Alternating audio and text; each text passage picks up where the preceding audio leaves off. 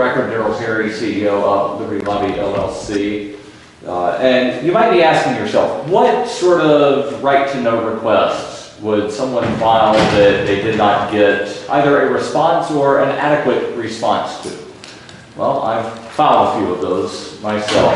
A couple of years ago, I saw the annual report from the New Hampshire Liquor Commission, and it listed $16 million worth of non-inventory assets.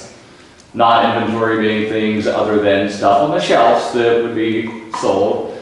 And I was curious, what sort of stuff, that accumulates to $16 million does the Liquor Commission have? So I filed a 91A request asking for documentation on the non-inventory assets, and wound up getting a letter that said, we have no documents relative to your request.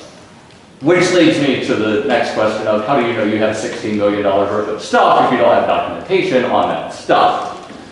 The other right-to-know request that I filed where I got a we have nothing relative was in response to the Concord Ballistic Engineered Armored Response Counterattack Truck application, where in that application they listed quote-unquote daily challenges from Free Staters and Occupy and sovereign citizens. So I wanted to know, what are these daily challenges?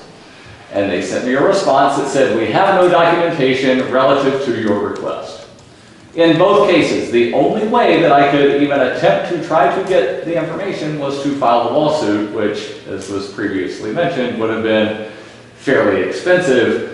And, well, I didn't have the time or the money to wind up going to court. So if there was an alternative, then maybe I could have pursued it that way. This commission, as was mentioned before, would just look at and come up with proposals that would then be brought back before the legislature to hopefully be adopted. I think creating this commission is the first step in opening that up to where people do have some kind of recourse other than going to court, and I'll answer